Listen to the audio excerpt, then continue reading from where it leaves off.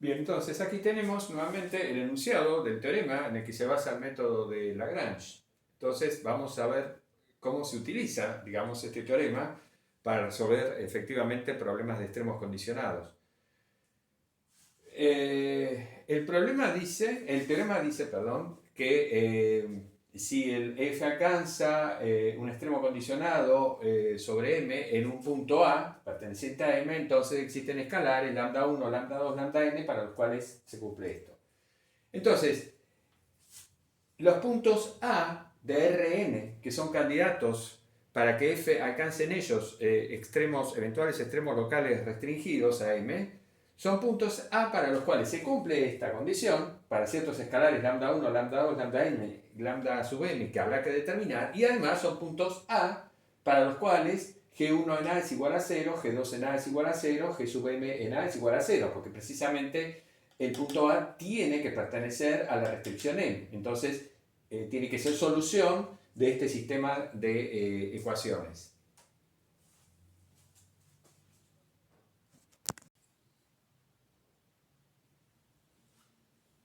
Entonces, por el teorema anterior, vemos que para hallar los puntos sobre la restricción m en los cuales f podría alcanzar eventuales extremos locales restringidos a m, debemos encontrar todas las soluciones x1, x2, xn, lambda 1, lambda 2, lambda n del siguiente sistema de ecuaciones, de este sistema de ecuaciones.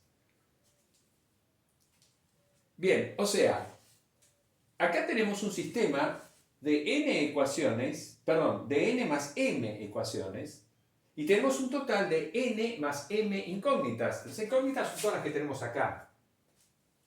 Las primeras n ecuaciones equivalen a la condición de que el gradiente de f en cualquier punto de la restricción donde alcance un extremo local, etc., ese gradiente de f tiene que ser una combinación lineal de los respectivos gradientes en el mismo punto de G1, G2, G1, G2, G sub n, las funciones que definen la restricción, las ecuaciones de restricción. Entonces, estas primeras n ecuaciones escalares corresponden a esa única ecuación vectorial. El gradiente de f en el punto x tiene que ser lambda 1 por el gradiente de g1 en el punto x, más lambda 2 por el gradiente de g2 en x, etc., más lambda m por el gradiente de g sub m en x. Pero además, el punto x tiene que estar en la restricción, tiene que pertenecer a m. Entonces, además debe cumplir estas m ecuaciones. Estas son las ecuaciones que le dicen que este punto x flechita, x1, xn, debe pertenecer a m. Bien, entonces, por eso debemos buscar todas las soluciones x1, x2, xn, lambda 1, lambda 2, lambda n de este sistema de ecuaciones de Lagrange. Estas ecuaciones me van a decir que esas soluciones, que las primeras n coordenadas de esas soluciones van a representar puntos pertenecientes a la restricción m, y las primeras n ecuaciones me van a decir que cumplen la condición de que el gradiente de f en esos puntos x debe ser combinación lineal de los respectivos gradientes de g1, g2 y g sub n. Una vez que encontramos todas estas soluciones, todas las soluciones, digamos, de este tipo, de este sistema, a nosotros lo que nos interesa son las primeras n coordenadas de esas soluciones, es decir, los puntos x pertenecientes a la restricción, donde la función f puede alcanzar un extremo local relativo, un extremo local restringido. Estos escalares los vamos a encontrar, digamos, a resolver el sistema, en los multiplicadores de Lagrange, pero en realidad, como ya dijimos, cumplen una función auxiliar. A nosotros lo que nos interesa son estos puntos. Una vez que encontremos estos puntos x, sobre la restricción m, debemos examinar cada uno de ellos, ¿no?, a ver si realmente la función f efectivamente alcanza sobre ellos un extremo local relativo restringido a m. En algunos casos puede ser que sí, en otros casos puede ser que no. El análisis, nosotros, digamos, no vamos a dar ninguna herramienta analítica para estudiar el comportamiento de la función en cada uno de los puntos candidatos que vamos a encontrar al resolver este sistema, sino que nos vamos a guiar por argumentos de tipo geométrico más que nada, para determinar la naturaleza de esos puntos que encontremos, si realmente f alcanza un mínimo local restringido o un máximo local restringido o ninguna de las dos cosas.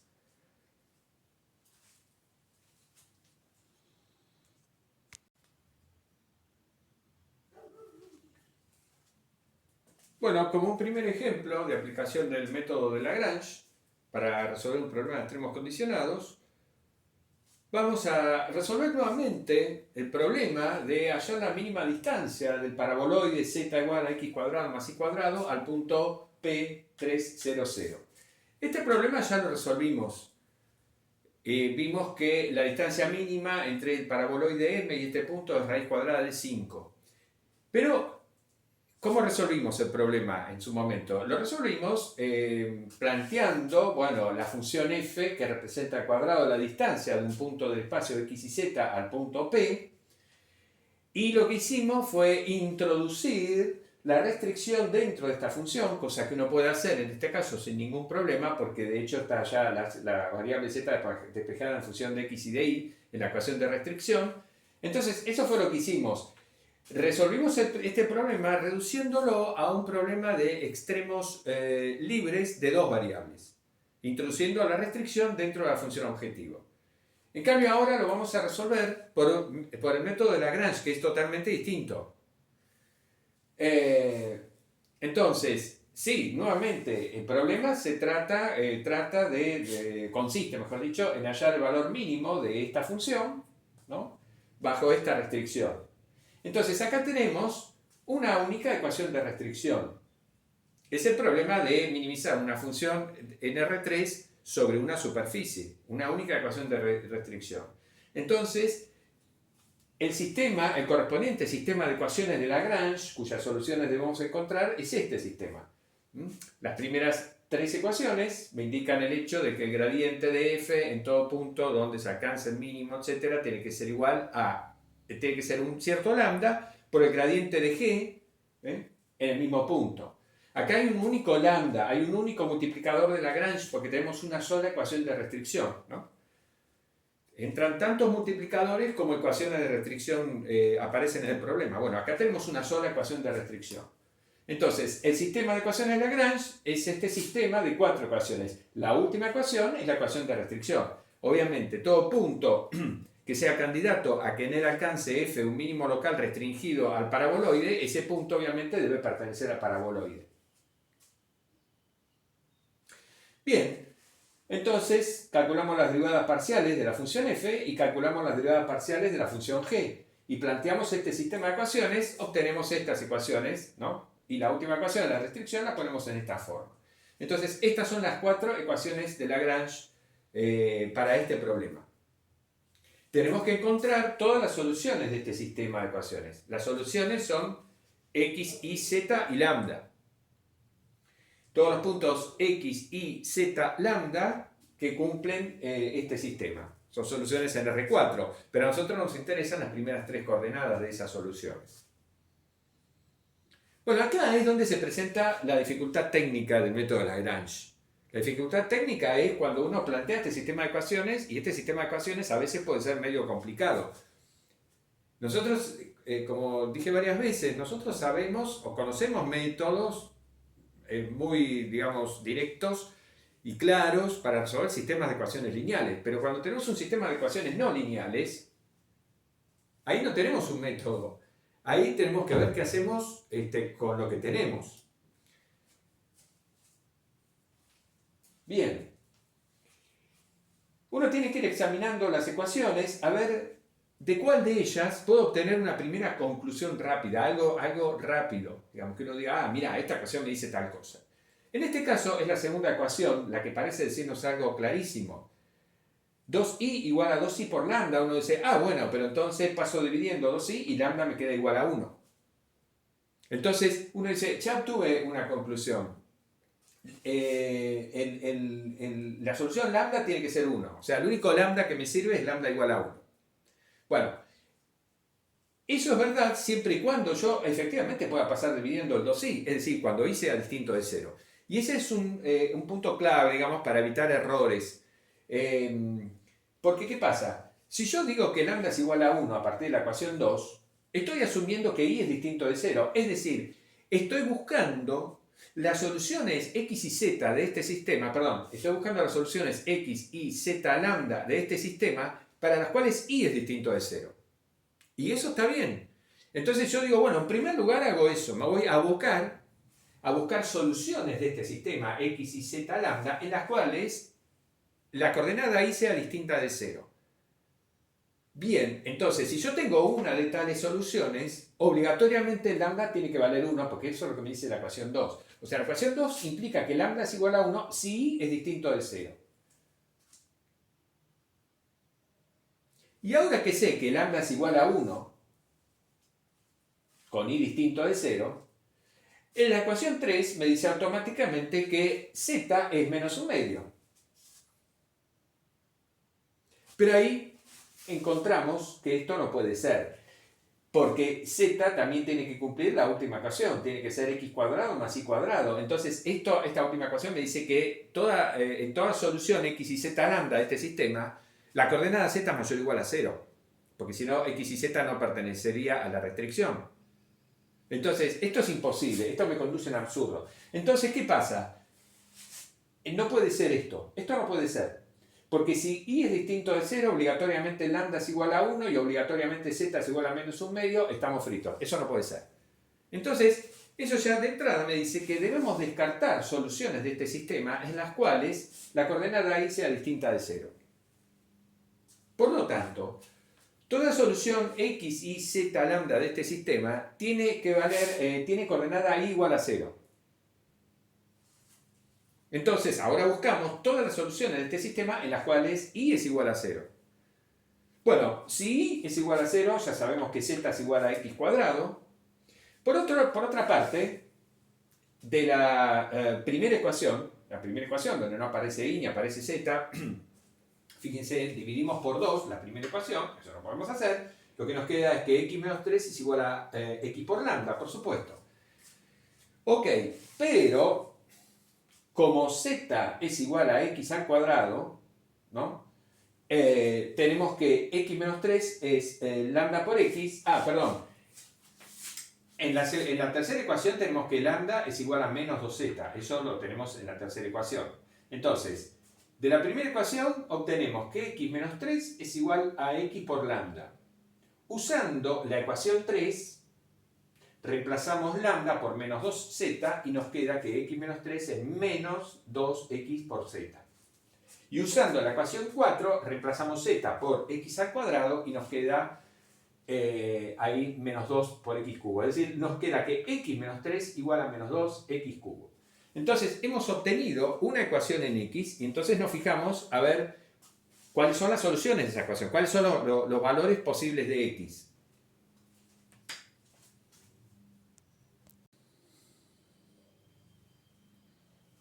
Bueno, entonces, habíamos llegado hasta acá, continuamos aquí, tenemos x menos 3 igual a menos 2x al cubo, ¿está bien? Esto implica que 2x al cubo más x menos 3 más x menos 3 es igual a 0. Este es un polinomio de tercer grado que lo factorizamos muy fácilmente porque, bueno, está claro que 1 es raíz y usamos Fubini, ¿no? 2 más 1, 3 menos 3, 0. 1 es raíz, usamos Fubini, lo factorizamos. Este polinomio de segundo grado no tiene raíces reales. Y entonces esto implica que x es igual a 1. Esto no puede ser 0, por lo tanto x es igual a 1. Es la única solución de esta ecuación. Por lo tanto, la única solución del sistema, de este sistema de ecuaciones de Lagrange, es esta que estamos escribiendo acá. X vale 1, y vale 0, ya vimos que y tiene que valer 0. Si x vale 1, z vale 1, en virtud de esta ecuación. Y lambda vale menos 2, por la ecuación 3, lambda vale menos 2. Pero bueno, está bien, encontramos el lambda también. Digamos, encontramos que el sistema tiene como única solución 1, 0, 1, menos 2. Pero a nosotros lo que nos interesa es este punto perteneciente a la restricción. Bueno, y a partir de ahí bueno, acá no tenemos dibujado el paraboloide, lo hicimos en su momento, ¿no? Uno puede apelar a un argumento geométrico, y es evidente que f tiene que alcanzar su mínimo absoluto en este punto, en este único punto que encontré. Bueno, y ese mínimo absoluto va a ser 5, entonces la distancia mínima, la respuesta al problema, ¿cuál sería la distancia mínima? Es la raíz cuadrada de f evaluado en 1, 0, 1, por lo tanto la raíz cuadrada de 5, como ya sabíamos.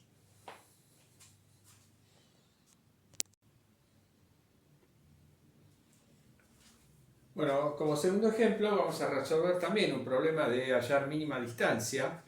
Vamos a hallar la mínima distancia entre la curva C, definida como la intersección de estas dos superficies, y el origen de coordenadas, el punto 0, 0, 0.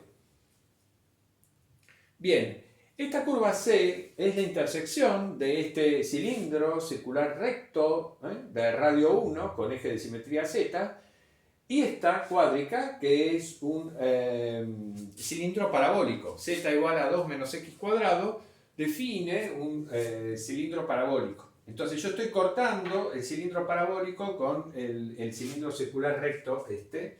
La intersección va a ser una curva C que va a ser un conjunto compacto porque es acotada la curva. Entonces acá ya en este problema ya partimos con una ventaja.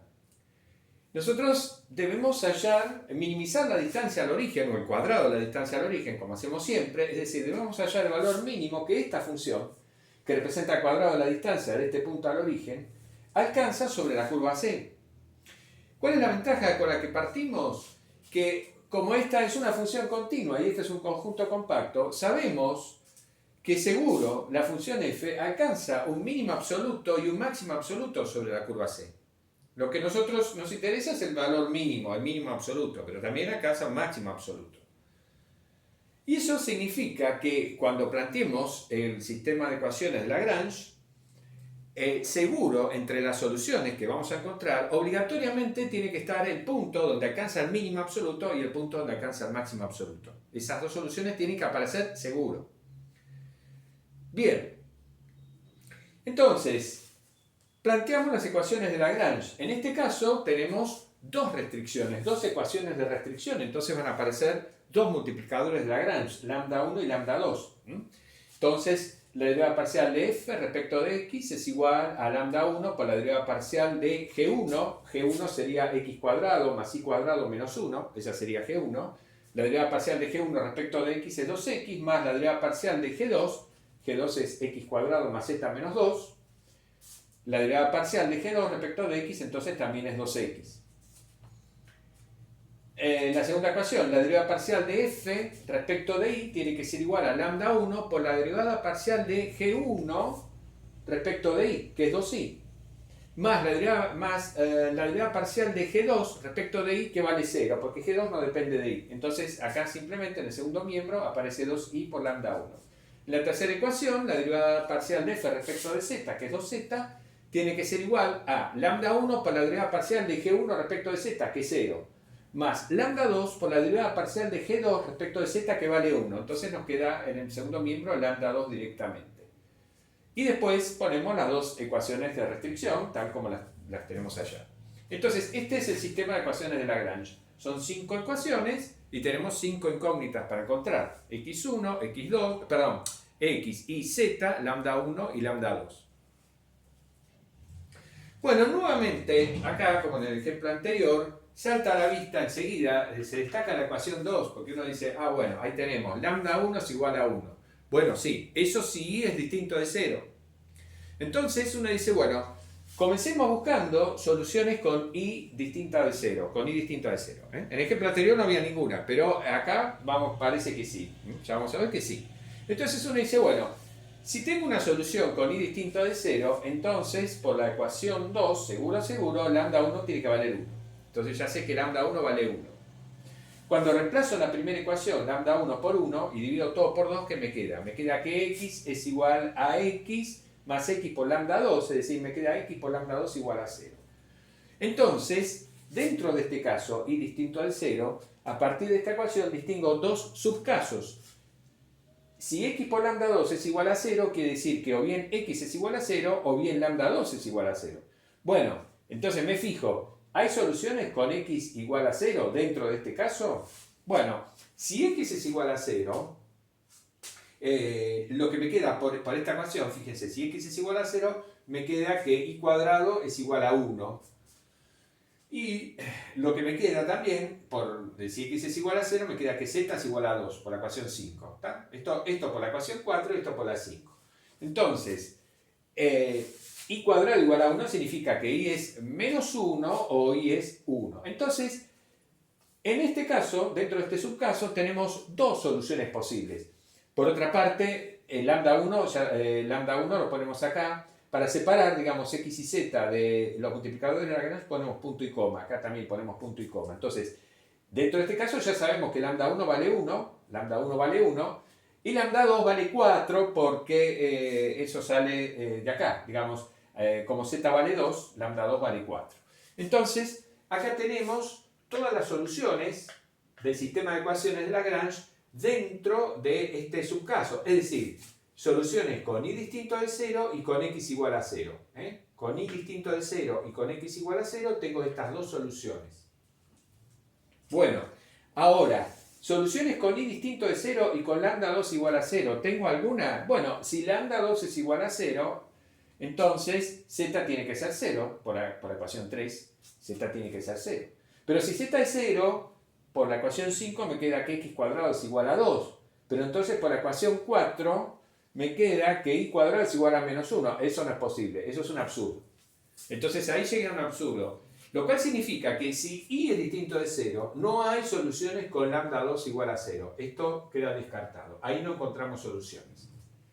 Bueno, y ya agotamos las posibilidades con y distinto de 0. Entonces ahora buscamos soluciones con y igual a 0. Bueno, con y igual a 0 obtenemos inmediatamente por la ecuación 4 que x cuadrado es igual a 1. Y por la ecuación 5, entonces, si x cuadrado es igual a 1, me queda que z es igual a 1. Y después encontramos, a partir de ahí, que lambda 1 es menos 1 y lambda 2 es igual a 2. Entonces, dentro de este subcaso, dentro de este caso, tenemos soluciones con y igual a 0, tenemos dos soluciones del sistema. Bien, entonces, los puntos de interés para nosotros son entonces los puntos 0, menos 1, 2, 0, 1, 2, menos 1, 0, 1 y 1, 0, 1. Los multiplicadores nos sirvieron, pero ya ahora no nos interesan. Nos interesan los puntos sobre la curva, en donde f tiene que alcanzar o puede alcanzar su mínimo absoluto o su máximo absoluto. Entonces, los puntos de interés son 4 en total. Tenemos 2 puntos acá de interés y 2 puntos acá. Bien, ¿qué pasa? Bueno, sabemos que como f alcanza mínimo absoluto y máximo absoluto sobre c, bueno, esos extremos absolutos los tiene que alcanzar sobre alguno de estos dos puntos o sobre alguno de estos dos puntos. Entonces evaluamos f en estos 4 puntos. En los 4 puntos evaluamos f y vemos qué valores obtenemos. F es x cuadrado más y cuadrado más z cuadrado, así que más o menos da lo mismo. Cuando evaluamos f en este punto, lo que nos queda es 5. Cuando evaluamos f en este punto, lo que nos queda es 2. Lo cual significa que f alcanza su máximo absoluto sobre estos dos puntos, f, ese máximo absoluto vale 5, y alcanza su mínimo absoluto sobre estos dos puntos, y ese mínimo absoluto vale 2. En particular, entonces, la respuesta al problema planteado, la distancia mínima, es la raíz cuadrada de f cuando f toma su mínimo absoluto. Por lo tanto, raíz cuadrada de 2 es la distancia mínima de esta curva C al origen.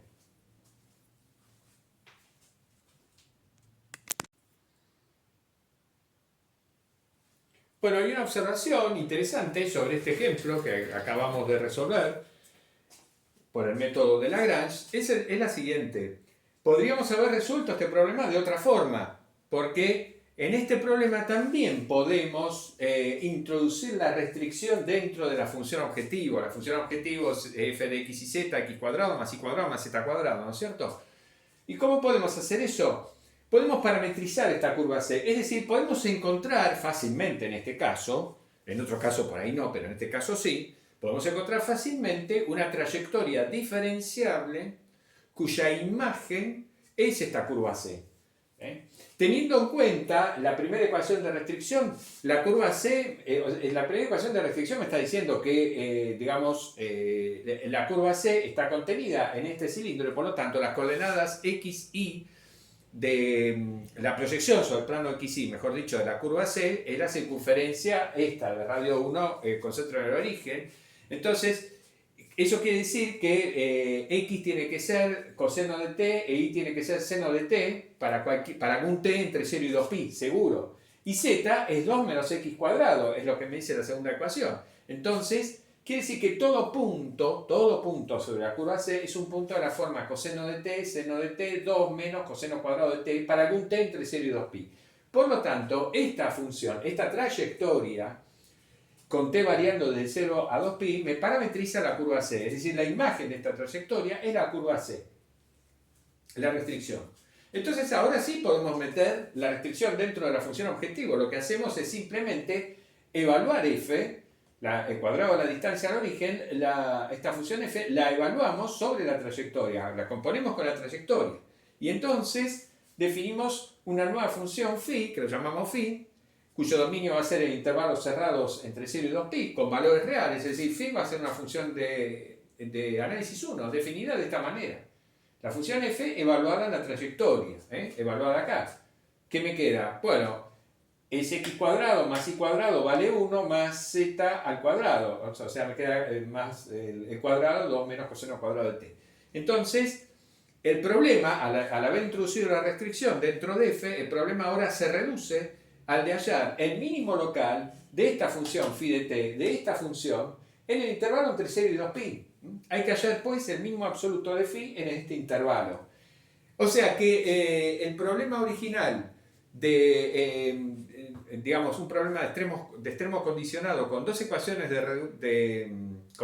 restricción y tres variables x y z, ha quedado reducido a un problema de extremo de una sola variable restringido a un intervalo unidimensional entre 0 y 2pi. Queda como ejercicio para ustedes el resolver el problema de esta manera, ya tratándolo como un problema de análisis 1, y después el juzgar, digamos, resolverlo, llegar al resultado final y juzgar luego que, a juicio de ustedes, que es cuál de los dos métodos es el más apropiado o el que implica menos cálculos, si este o el método de los multiplicadores de Lagrange.